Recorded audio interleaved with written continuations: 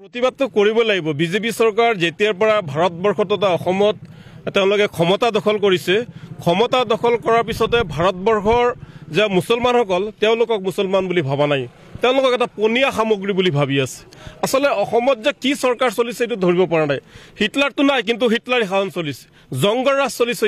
ইয়াত আইন কানুন নাই। এতিয়া হিমন্ত বিশ্ব শৰ্মাৰ দাদাগিৰিহে চলি আছে। ইয়াত ক্ষমতাৰ বলত মুছলমানসকলক 24 ঘণ্টাই কেনেকৈ হাৰাশাস্তি কৰি থাকিব।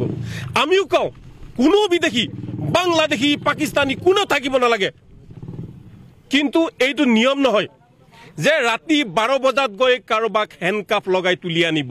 কোনটো আইনত আছে যে প্ৰমাণ নকৰাকৈ এজন মানুহৰ গাত হাত কৰি লগাব?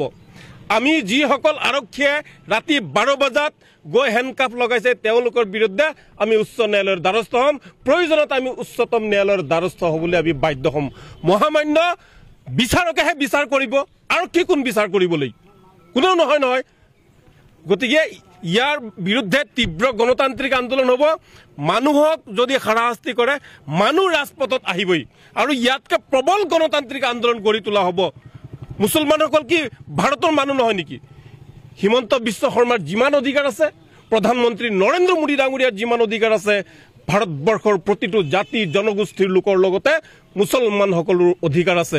আমাৰ ৰাজনৈতিক অধিকাৰ তেওঁলোকে কাঢ়ি ল'ব বিচাৰিছে। তেওঁলোকৰ ক্ষমতাৰ দখল কৰাৰ কাৰণে আমাক সাম্প্ৰদায়িক ৰাজনীতিত তেওঁলোকে চক্ৰবেহুত পেলাই আজি ৱাকফৰ সম্পত্তি ল'ব বিচাৰিছে, কাইলৈ মুছলমানক অত্যাচাৰ জেলত ভৰাব বিচাৰিছে, পৰহি দিনা আৰু এটা কিবা কৰিব, তাৰ পিছদিনা আৰু এটা কিবা কৰিব। এই জাতিটোক কেনেকৈ নিশেষ কৰিব পাৰি, বৰবাদ কৰিব পাৰি, তাৰ কাৰণে এই চৰকাৰখনে চক্ৰান্ত চলাইছে।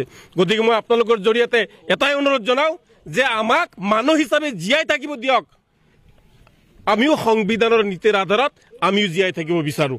আমাক পনীয়া সামগ্ৰী বুলি ভাবি খালি নিৰ্বাচনৰ আগত ব্যৱহাৰ নকৰিব।